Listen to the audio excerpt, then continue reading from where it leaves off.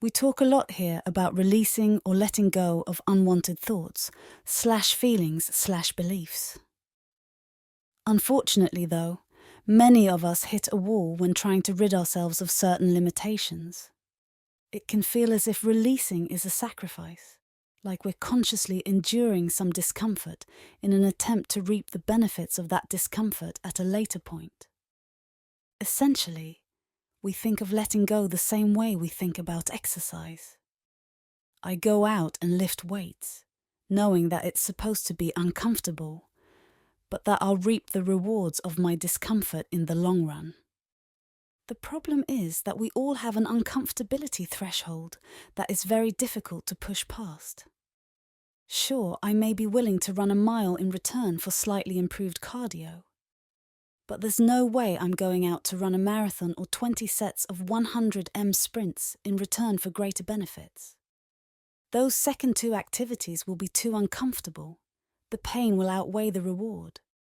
And even if I psych myself up and tell myself I'm going to run a marathon or sets of sprints, I'll inevitably end up quitting midway through when it gets too painful to continue. And the same is true of releasing. Or at least, we think the same thing is true. You don't have to think of releasing as a sacrifice, though. And if you change how you approach the process, things might get a lot easier to let go of. The problem with the sacrifice point of view is that it puts the thought/feeling/belief we're trying to get rid of in control of us. Letting something go becomes synonymous with giving something up. And when we give something up, we're the ones who suffer the loss of that thing. The entire point of releasing, though, is that we don't want to be burdened by the thing that has been burdening us. It isn't in control, we are. I prefer to think in terms of abandonment instead of giving up. When you abandon something, you do so for your own personal gain at the expense of whatever you're abandoning. If I abandon my family to go live a life where I can shoot pool and drink beer every day, I'm placing my priorities ahead of theirs. They lose, so I can win. When I sacrifice, I lose first so that I can win later. My win comes at a cost, and if the payoff doesn't happen fast or ferociously enough, it doesn't feel worth it, which makes sacrifice hard. When I sacrifice, I'm always weighing the losses I'm incurring right now at this very moment against the profits I want to reap later. But when I abandon, I just win, and there's no cost, not to me at least. Abandonment is the act of throwing away a toy you don't want to play with anymore. And that's how you should feel about whatever thought/feeling/belief you don't want to hold on to anymore. That it's a toy you had fun playing with for a while, but now you don't want it anymore, so you're going to throw it aside.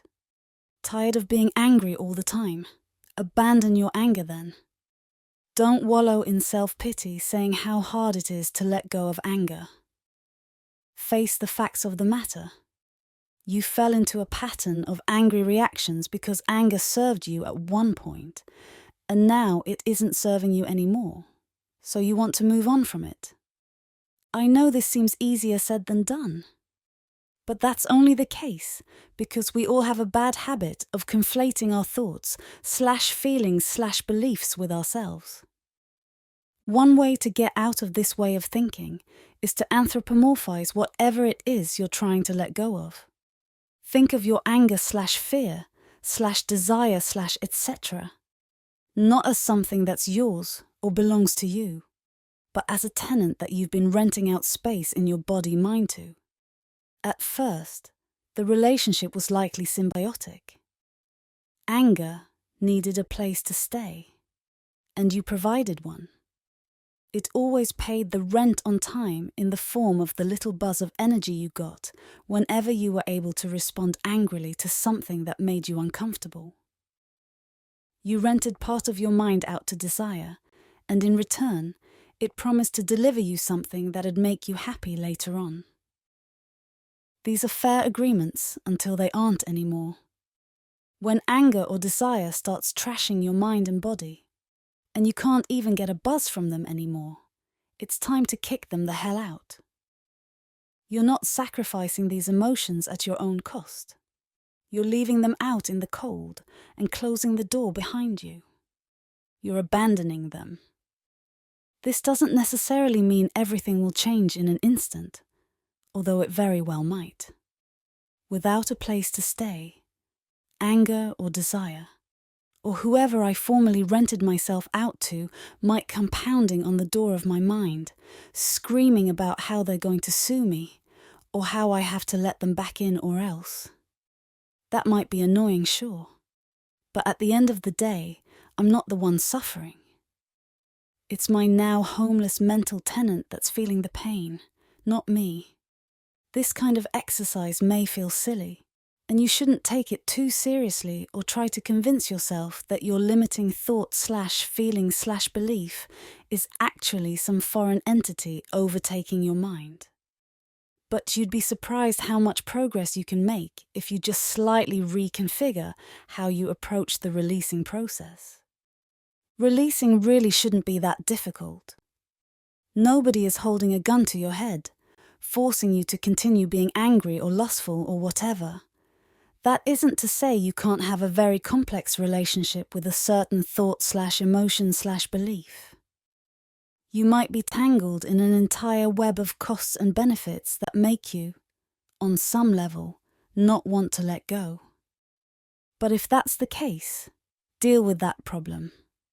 Stop telling yourself releasing is so difficult, and start figuring out why it is you subconsciously don't want to let go. Because when you really make a decision that you'd like to release, you can abandon whatever no longer serves you in a split second without ever looking back. As always, good luck.